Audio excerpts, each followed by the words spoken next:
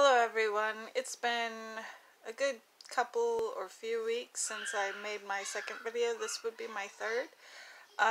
Like I said in my first video, I'm only going to post when I know something to share as far as Down syndrome goes.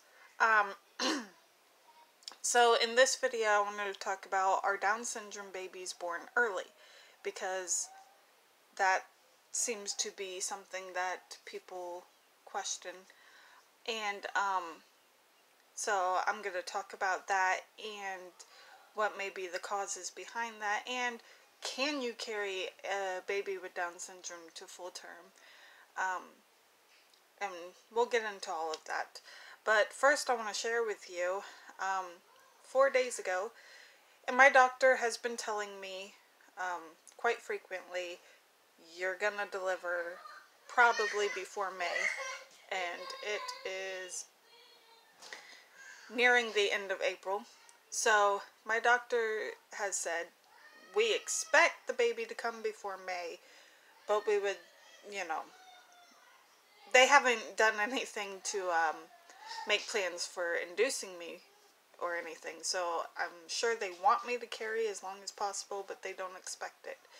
Anyways, so about 4 days ago, I think it was 4 days ago, I was having consistent contractions all within 4 minutes apart. Not 4 minutes. I'm losing my mind. My kids are screaming and hollering. 15 minutes apart from 4 o'clock in the morning to 9 o'clock in the morning. They remained 15 minutes apart consistently, but they didn't increase in pain, and they didn't get any closer than that, but I felt it was necessary to call my doctor because I couldn't sleep. I couldn't sleep through them. So that's exactly what I did. I called my doctor. They had me come in. They checked my cervix. I was 1 centimeter dilated. And they hooked me up to the machine to track my contractions. And they felt I did need to go to the hospital. So they sent me to the hospital. And the hospital also hooked me up to the machine to calculate my contractions. And also checked my cervix. I was still at 1 centimeter dilated when I got to the hospital. And the hospital was about almost an hour away from my doctor's office. So not having dilated more from that time period pretty much said I wasn't in real labor. However, at the hospital, my contractions got as close to 5 minutes apart. They reached 5 minutes apart, and they did, a couple of them were a bit painful and made me cry. But they gave me an anti-anxiety medication that helps stop contractions.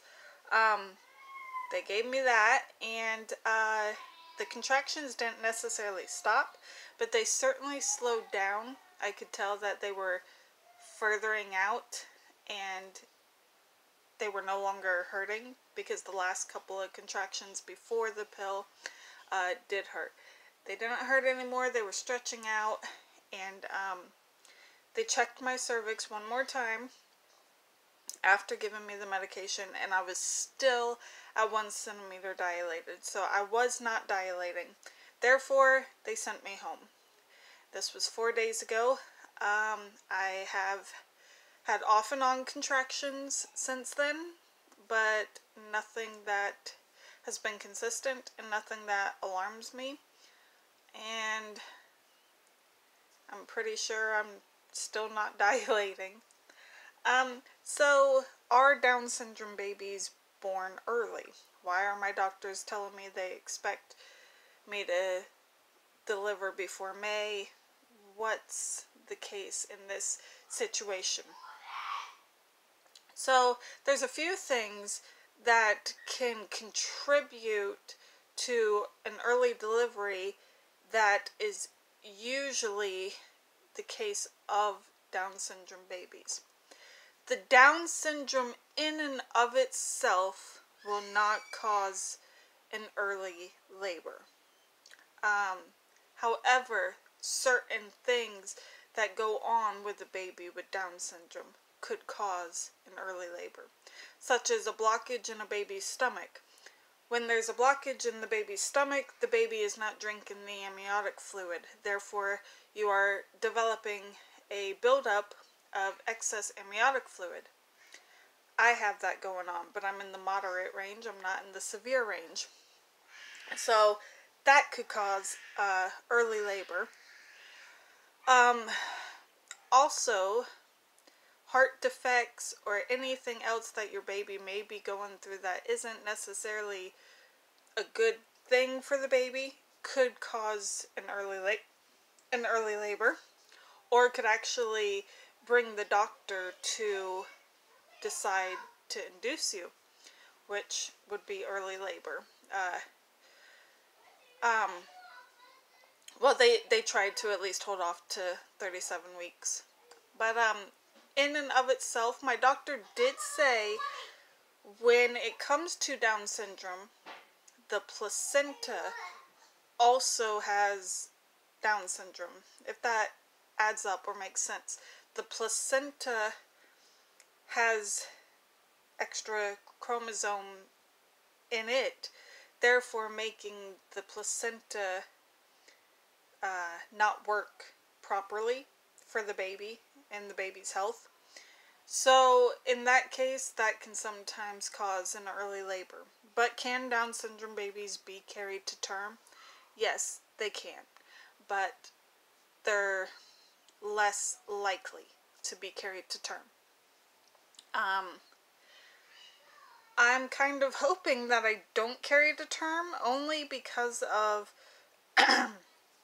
this pregnancy has had a really bad effect on my body, and I don't know how much more my body can necessarily take, and I have 4 other kids to you know, take care of.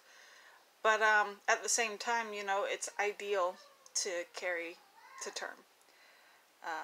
But I'll be 37 weeks in 3 more days, 2 more days, 3, 2, something like that. So who knows?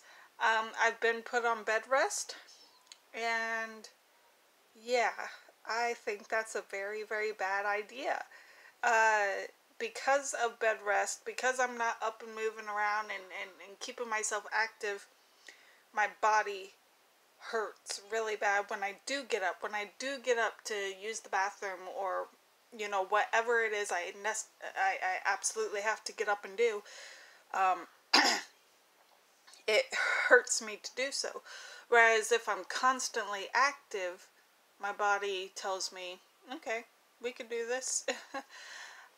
So I absolutely hate the bed rest, and I think since I'm approaching 37 weeks really soon, I think it's it's okay for me to introduce more activeness back, because either I'm gonna have a hurting body, or I'm gonna cause myself to dilate and go into true labor. Either way, I guess it's not good. But I hope that this answers the questions that people have as far as, am I going to deliver early because my baby has Down syndrome? This is more likely that you will deliver early because of the baby having Down syndrome, especially heart defects, stomach blockage, excess amniotic fluid, those sort of things. But it doesn't necessarily mean that you won't carry to term. So I hope I helped somebody